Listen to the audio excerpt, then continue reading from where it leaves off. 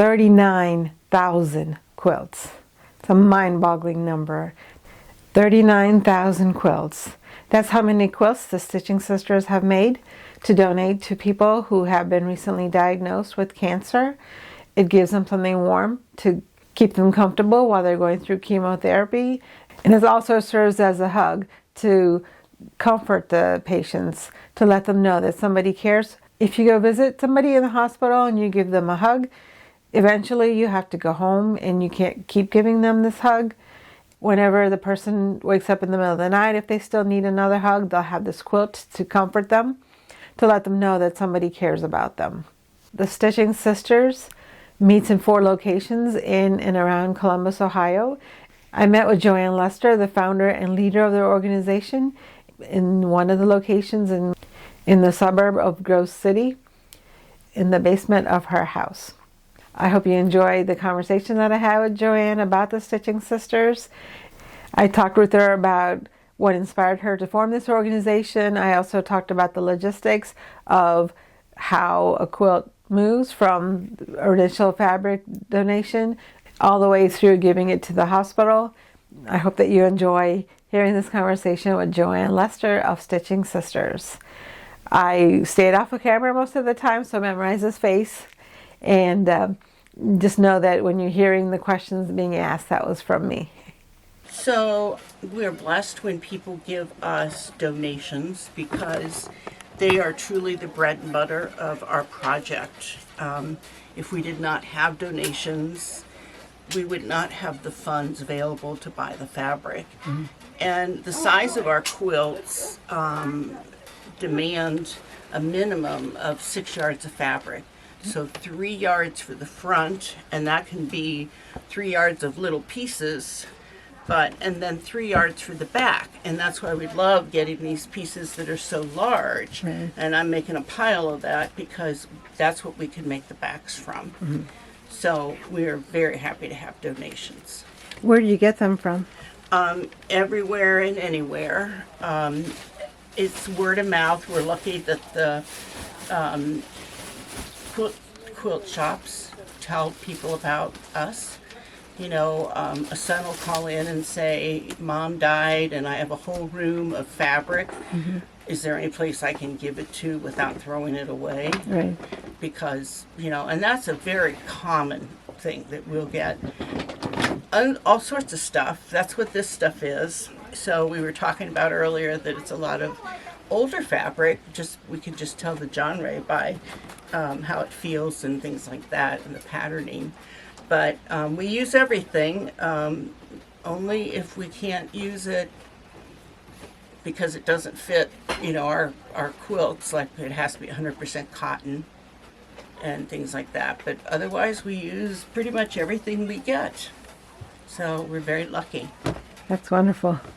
How much do you normally get, like in? It can be anything from a little bag to mountains. Right. Our biggest one was probably from a U-Haul trailer, and that was actually one of our members. Okay. And it was somebody that had quilted for us for years, and she actually worked at a fabric store. Okay. So she had an enormous amount of what we call stash, and she gave us, I think, every last thread of it. Okay, that's great. And we're still making beautiful quilts out of that. We've also gone to people's houses and cleaned out the room. We especially will do that for a husband that has no idea what to do with something. Right. And no idea what's valuable, no idea what 100% cotton is or any of that stuff. Mm-hmm. So we'll go out and we'll clean out the room for them. We've done a little bit of everything, to be able to get donated fabric. Right. Okay. So you collect the fabric as donations, and then what's the next step after that? The next step is to make sure there's no stains on it or anything like that, and then we separate it by color. Okay. And sometimes I'll open up a bin and you can see 4 or 5 fabrics that just go all together, and that person bought that all together and they never made their project or whatever. and I bundle it up and I cut a whole quilt out of that because it all matches. Right. So, but otherwise we just separate it by color. So in the back, Karen's doing that now. Okay. And then that's what you see with all those bins back there. We have things separated pretty much by colors. Okay. And, like if Janine wants to make a blue and red quilt, she can go to the blues and the reds or to the red, white, and blue bin. We mark a lot of our bins. For example, we have some NFL fabric. We had some fruits. We had some vegetables. That was a big. A lot of people like to buy those for a while. Right. It was a big run. So then after that, we start making our kits. Okay, so each volunteer gets to choose which fabric they want to work with? Sure, Okay. if that's the way they want to do it. Okay. Some people just come and say, tell me what to do, and I'll do it. Right. Okay. But then we make our kit, and we choose a pattern, and we have a lot of really easy to do patterns. And then we cut the fabric out, put it all in a Ziploc bag, and have everything ready to go.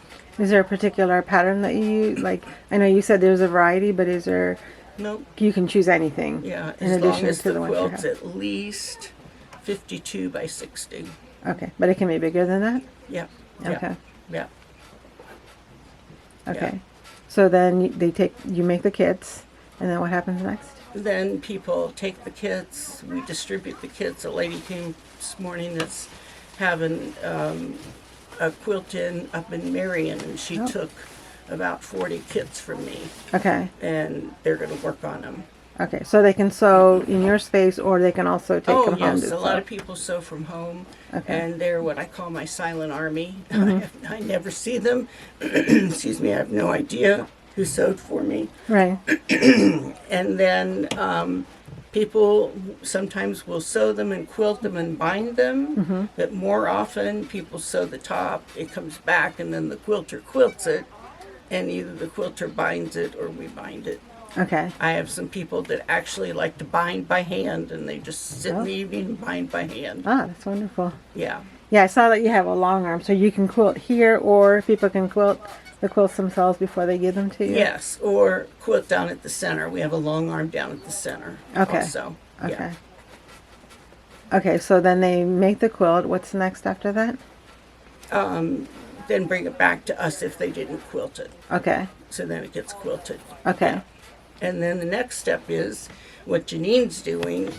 We roll them out and we put them in bags of 5. Okay. And we separate them by guy quilts, bright and wild quilts, which is what the chemo area likes, or just female quilts. Okay. And then different places we give them. So I have a lady coming probably in about 10 minutes, and she's picking up the bags that she's taken to the breast center. Okay. So we took up however many bags she needed for Okay. her group.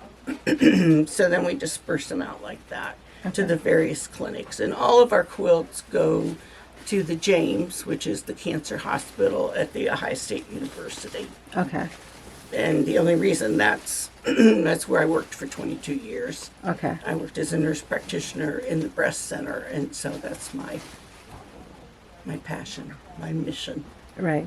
And when I was here here at the temple, we were packing up the bags, and then you said that there was a certain number of bags that fit into your car. Mm-hmm. How many is that? How many? You mean of quilts? Yeah. Or Quilts. I can usually get about 120, 140 quilts. Okay. So that's how much you donate at one time if you're driving. Yes. The Martha Morehouse Center takes 120 at a time. Oh, okay. Yeah. That's wonderful. And how many? I know the number, but I'd rather you say it. What's the total number that you've had? We're over 39,000. Wow. Yes. That's it's an amazing. unbelievable number. I mean, it just blows my mind because this is a project that started in my basement. It's back in my basement because of COVID. And after COVID was over, everybody asked if we could stay in my basement on Tuesdays, and it's easy for me. I just get up, get dressed, and come downstairs. Right. So it's been great to be able to work down here. And then we go to the temple on Thursdays. And the temple is the Congregational Tiferet Israel Temple on East Broad. And they are so very kind to us to donate space in their low basement for us. And then you have a setup similar like this over there. We all argue about which place has more fabric or the other. So it has stores of fabric. It also has a long arm there. Yes. And sewing space. Yes. And we have several long arms that during COVID we farmed out to places because people could use them in their homes. Right. And we've just left them there because the people are very productive that have them in their homes. Right. They get more use than they get actually down at the temple. So that's why we only have one left at the temple. Okay. And then we farmed out. We had 4 quilt machines. So we put several out people's homes. So yeah, it's better for it to be used absolutely all week long instead of just one day a week. Absolutely. Yeah. So what days do you meet? We meet here on Tuesdays, 11 to 4. Okay. And we meet, and here means 1142 Holton Road in Grove City. And this is my husband and my home. And then we meet at the Broad Street Center, which is at 1354 East Broad. Okay. And we meet there on Thursdays from 11 to 3. Okay. We also meet at 2 of the quilt shops. We meet the first Tuesday of the month at Quilt Beginnings, and they meet there from 12 to 4, and that's the shop up in Dublin. Okay. And then we meet at Pataskala, and we meet there the third Friday of the month from 10 to 3. Wow. Now, if you go to Pataskala, you need to bring your machine. If you go to Quilt Beginnings, you use their machines there. Oh, okay. So those are really the only 2 locations where we come and sew. As you see, nobody's sewing here today. Okay. That's because we've got several other tasks that need to be done before anybody sits down and sews. Okay. We often will have some ladies that prefer to sit, and they'll just sit and seam up the backs that we need seamed up. Okay. So that we can get the quilt ready to go. Because when we get the quilt ready for the quilter, everything's ready to go. The back is seamed up in case somebody forgot to do that.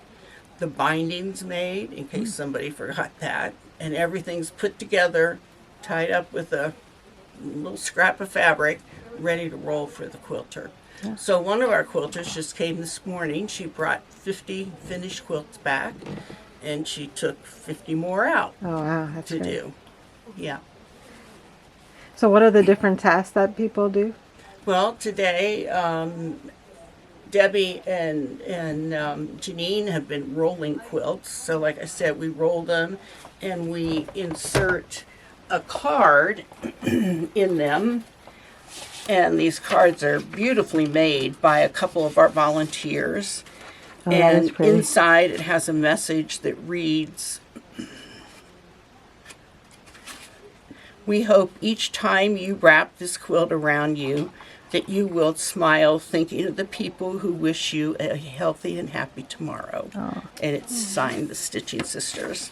Really and then we also put a sheet that has a little bit about us, but also has care of your quilt on it. So we wrap that. So we wrap those all up. We put 5 to a bag. And like I said, we separate them by women's, bright, and men's. Okay. And then some people have volunteers that come pick them up. Sometimes I take them to a place. Sometimes my husband does. But eventually they get wherever they need. That's great. How long have you been working with Stitching Sisters? We started in 2004. Okay. And we started by hanging decorative quilts around the breast clinic because it was kind of like an old boys club look. Okay. And it really brightened it up. Mm-hmm. And this was the old breast clinic that was up in Dublin. The new breast clinic has no quilts. It's a very, very beautiful aesthetic building. Okay. And no quilts allowed in there. At first, the patients really, really missed them, and they wrote notes and notes, and I would just have to reassure them, no, this is not the place for quilts. And then we'd saturated the walls, and that's when we were talking, and I asked them about, you think we could make quilts? And like I said, never in a million years nor did my husband, think this was going to last for 20 years and keep going. I mean, we're as strong as we've ever been. Okay, so if somebody is out of town, how can they help you?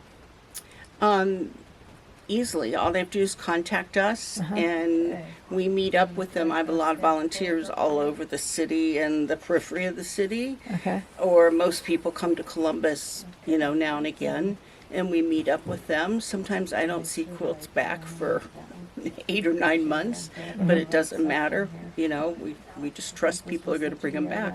Okay. So can they send you cash donations? Oh, yes, of course we'd take cash donations.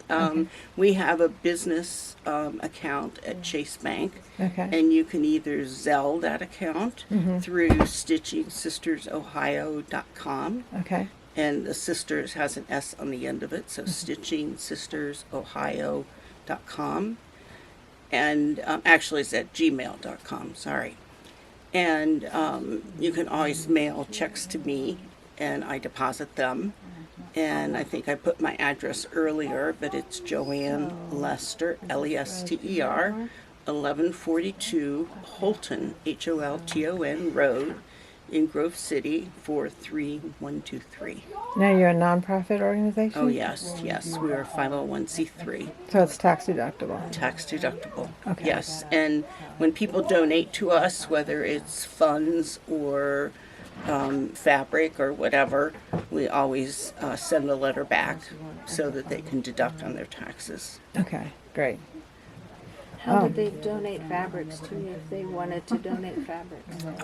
People either email us or go to our Facebook page, which is Stitching Sisters, and they can put their name on there, and then it'll come to me. And they just put in their message, I just picked one up the other day, have mom's stuff to donate. Okay. And then I just call them.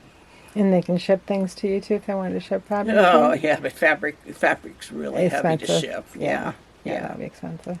You have to drive products. Yeah, where there's a will, there's a way. We actually picked up a lot of fabric. A gentleman that was on the board at the James heard about our project, and his mother had passed, and she was an avid quilter.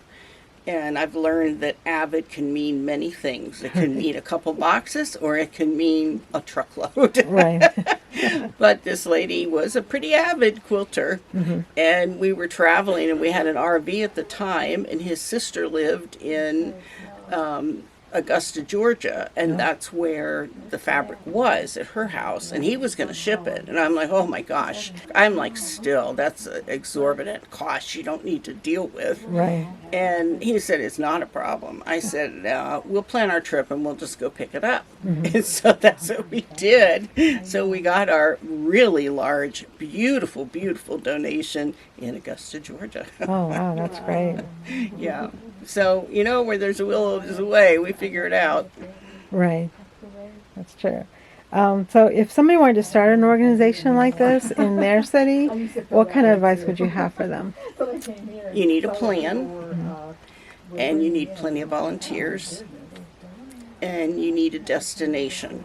Now, our destination, I've always kept at the James, mainly because the James is near and dear to me.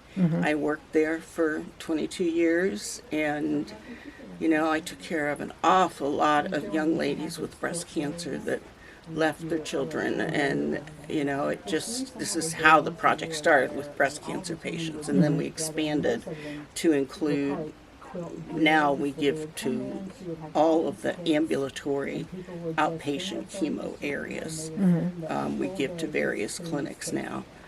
And so I really don't want to expand it to another hospital, because it would get out of control then. We have it where everybody kind of knows the drill, and I would run out of quilts if I expanded it to another one. Oh, wow. So, but on the other hand, there was the time when we only gave it to the breast cancer, and then we expanded to GYN cancers, and then we had way too many quilts, and so I sought for another outlet. And so you have to be willing to say, okay, I've expanded, now I go seeking for another outlet. So it's not easy. It's a lot of work. I spend countless behind the scene hours besides what these ladies do. Right. Countless to make the things work. Right. And a big part of the project is giving thanks. I think when you thank people, word travels, and it's, and we don't do it for that. We do it because these patients sent us such endearing notes. Such notes. I've gotten the women write eloquent notes, but I've gotten some of the most endearing notes from men who are diagnosed. And the notes they write are something else about what this means to them. One of the most endearing lines that people write to us over and over and over. This was one of the scariest days of my life, and you made it much better. Oh, just gave me goosebumps. Yeah, me too. They write that. That's a consistent. Yeah, that's beautiful. Yeah. Yeah, we were just talking about how it is very scary no matter what is happening when you're in the hospital and someone gives you a homemade quilt and you just immediately feel the comfort, and the love that went into making it. Our mantra is physical and emotional warmth. And then that's on that sheet. Okay. Wrap our arms around you. Oh, that's sweet. I'm not a cancer survivor, but as you know, maybe in talking, many of the ladies here are cancer survivors. What are the biggest challenges you had of running Stitching Sisters? The biggest challenges have been when we get bumped out of a space and we have to find another space. That is by far my most physical challenge. That's already happened to you? Several times. And Joe Blundo has helped us out twice. Used to be a column writer for for the Columbus Dispatch. And he's gotten us a couple times space. Oh, that's good. How we got into a place up in Westerville, and it's how we got the temple. They called us twice, and the building got sold out behind them. So unfortunately, we got bumped out of there. But the good part, this is the closest I've ever been. I've always had to drive everywhere else. Yeah, it looks like you're driving all over town already. I am. I go pick up a lot of stuff. My husband does too. Are you still recruiting volunteers? Absolutely. Yeah? Always. Yeah, always can use volunteers. And do people have to call you first to come to any of your locations, or they just come? No.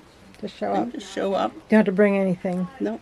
But most people do call just because they want to know what it's about. Right. But no, people can just show up. Wow, that's great. That's it. So what are you ladies doing next week? And your website has a calendar that tells you where you're going to be at what time. Yeah. Let's see. What is your biggest accomplishment? My kids, my husband. That's my biggest accomplishment. If we brought happiness and warmth to one person, that would be enough. When we started this, I thought it would be a positive thing, but, it is. I didn't know if people would say, I don't want one of those. We didn't know. We had a couple people say, I don't have to take one of those at me, because they were afraid they'd take another patient's, and we were like, no, it's yours to have. I hope that this conversation with Joanne inspired you to donate some money or some time to a charity of your choice. I also talked to the volunteers of the Stitching Sisters to talk about their quilting journey and what led up to their joining the Stitching Sisters and what they've done for the organization. I will be hosting that next, so be sure to subscribe so you don't miss it. Thank you for watching. I appreciate all of your support, and I'll see you in the next video.